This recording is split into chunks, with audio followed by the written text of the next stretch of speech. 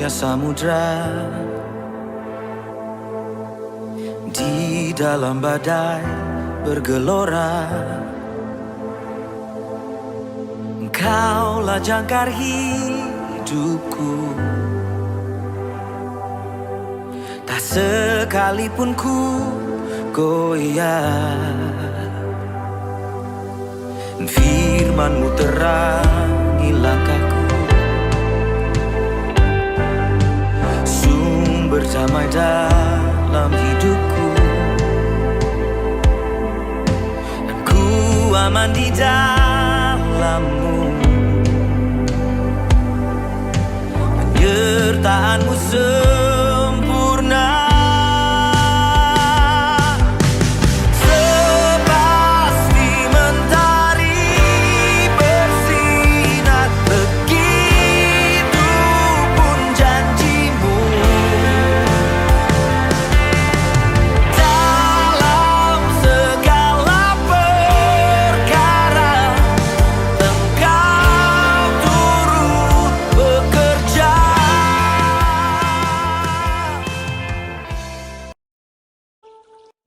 Deklarasi siswa terang bangsa. Di dalam nama Tuhan Yesus, berikan kepadaku hikmat seperti Daniel, diberikan kepadaku hikmat seperti Yusuf. Dalam nama Tuhan Yesus, sesuai firman-Mu yang berkata, barang siapa kekurangan hikmat, hendaklah ia meminta daripada Tuhan. Di dalam nama Tuhan Yesus, tahun ini kecerdasanku akan dilipat gandakan oleh Tuhan. Di dalam nama Tuhan Yesus, aku akan semakin cemerlang. Di sekolahku, aku akan menjadi saksi Tuhan yang luar biasa. Dalam nama Tuhan Yesus, akan muncul dari hidupku panggilan untuk menjadi generasi Yoel yang penuh dengan api Tuhan dan militan dalam Tuhan. Aku disebut sebagai pelaksana-pelaksana firman. Aku bagian dari pasukan Tuhan yang tangguh pada akhir zaman. Lewat hidupku, pelajar di kota Sion akan mengalami kegerakan rohani yang luar biasa. Aku menerima jaminan masa depanku dari Tuhan sendiri, kalau aku hidup seperti yang Tuhan mau. Demi nama Tuhan Yesus, semua jadi dan genap. Amin, amin, amin.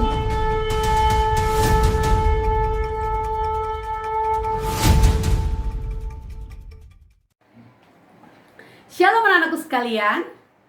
Selamat pagi, selamat berjumpa di Devotion SD Kristen Terang Bangsa. Bersama saya Misanti. Pagi ini sebelum kita memulai Devotion, kita mau datang kepada Tuhan dengan memuji nama Tuhan. Kita mau angkat pujian dengan lagu berjudul Burung Pipit. Kita siapkan hati kita ya. Burung pipit tidak menabur, tapi Tuhan beri makan. Bunga bakung tidak memintal, tapi Tuhan dandani. Terlebih aku, anak-anaknya, pasti Tuhan pelihara. Terlebih aku, anak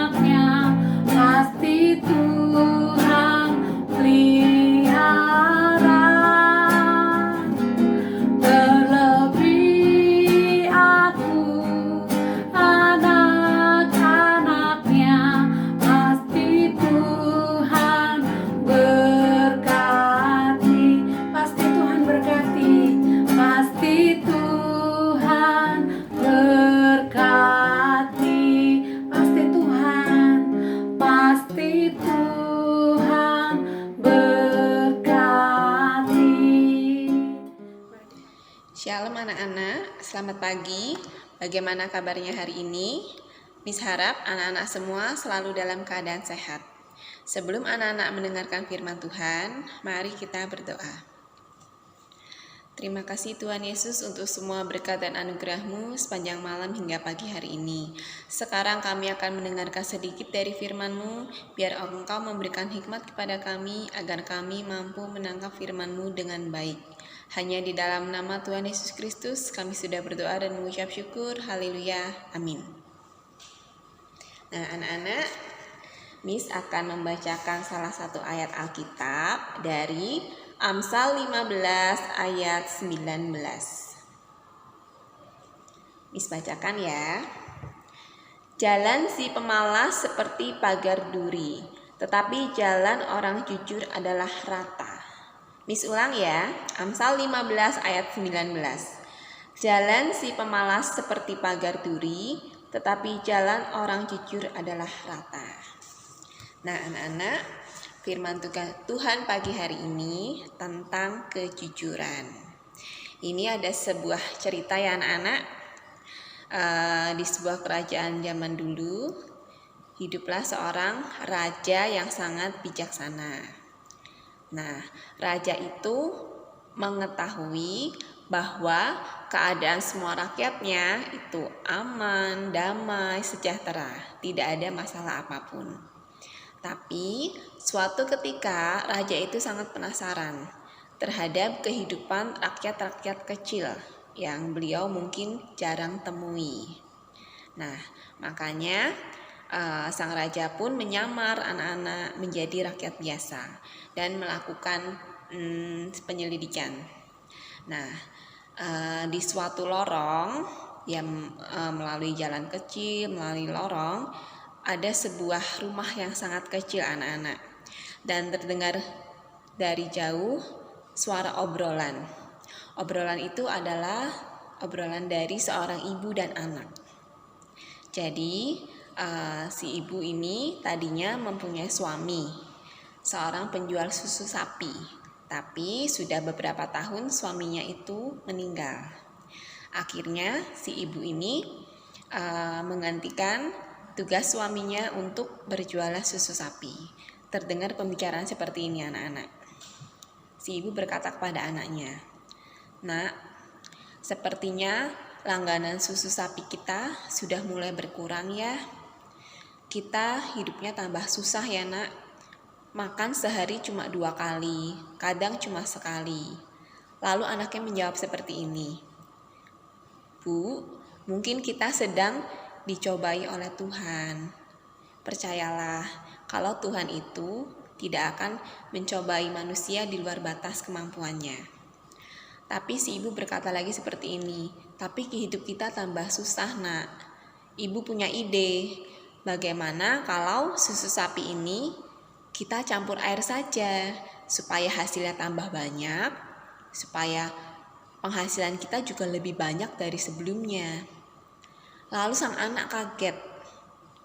Sang anak jelas-jelas menolak ajakan ibunya untuk mencampur air dengan susu sapi itu.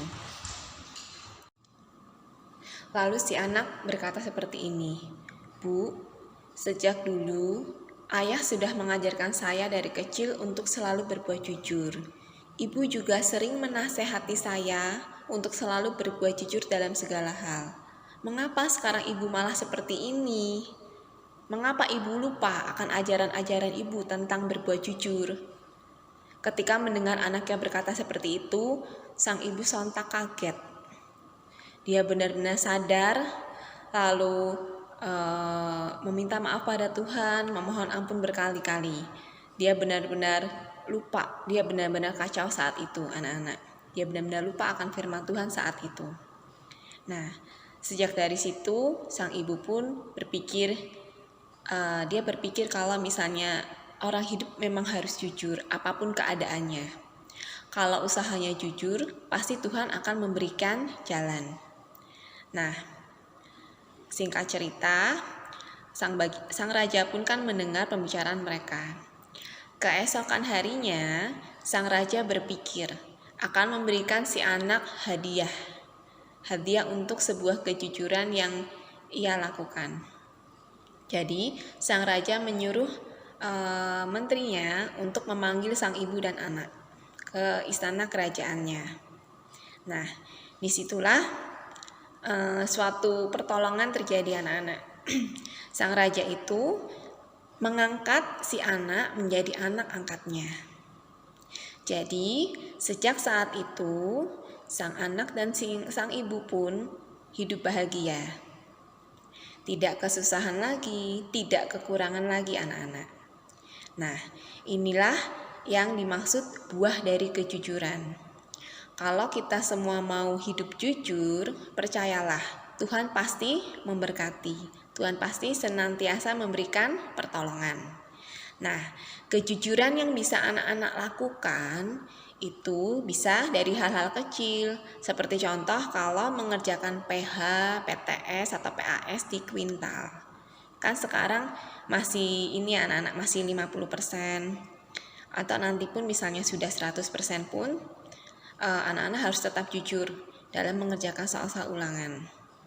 Nah, memang tidak ada yang melihat ketika anak-anak mengerjakan soal di kuintal. Kan mengerjakannya di rumah, kadang juga pernah mengerjakan di sekolah. Tapi ketika anak-anak tidak jujur, apakah anak-anak bangga dengan hasil yang kalian peroleh? Misalnya nilai kalian 190 bagus-bagus, tapi itu tidak dengan kejujuran. Apa anak-anak bangga? Miss rasa tidak ya. Menurut Miss, anak-anak harus bangga terhadap kemampuan anak-anak sendiri. Anak-anak harus bangga dengan hasil usaha anak-anak sendiri. Walaupun nilainya mungkin tidak bagus ya, mungkin hanya 70 atau 80, bukan yang 100. Tapi ketika anak-anak mengerjakan dengan hasil sendiri, dengan kejujuran di dalam hati, pasti anak-anak akan merasa bahagia. Tuhan pun akan melihat anak-anak. Dan percayalah, Tuhan Yesus akan memberkati anak-anak yang hidupnya jujur dan berkenan kepadanya. Baik anak-anak, sekian firman Tuhan dari Miss Novi. Miss harap kita semua mau selalu belajar hidup jujur dalam segala hal. Baik anak-anak, mari kita berdoa. Tuhan Yesus, terima kasih untuk firman-Mu di pagi hari ini. Ajar kami Tuhan, agar kami selalu berbuat jujur dalam segala hal. Ajar kami Tuhan, agar kami mau berbuat jujur untuk mengerjakan soal-soal online. Soal-soal PH, PTS, PAS, atau apapun dalam bentuk online. Terima kasih Tuhan Yesus untuk semuanya. Hanya kepadamu kami sudah berdoa dan mengucap syukur. Haleluya, amin. Sekian devotion dari Miss Novi. Selamat pagi, shalom, bye.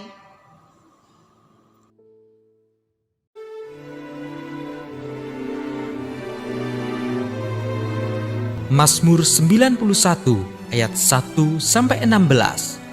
Dalam lindungan Tuhan. Orang yang duduk dalam lindungan yang maha tinggi dan bermalam dalam naungan yang maha kuasa akan berkata kepada Tuhan, tempat perlindunganku dan kubu pertahananku, Allahku yang kupercayai. Sungguh, Dialah yang akan melepaskan aku dari jerat penangkap burung, dari penyakit sampar yang busuk. Dengan kepaknya, Ia akan menudungi engkau. Di bawah sayapnya engkau akan berlindung. Kesetiaannya ialah perisai dan pagar tembok. Engkau tak usah takut terhadap kedahsyatan malam, terhadap panah yang terbang di waktu siang, terhadap penyakit sampar yang berjalan di dalam gelap, terhadap penyakit menular yang mengamuk di waktu petang.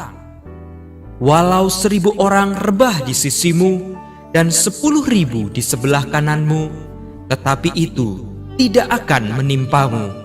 Engkau hanya menontonnya dengan matamu sendiri dan melihat pembalasan terhadap orang-orang fasik.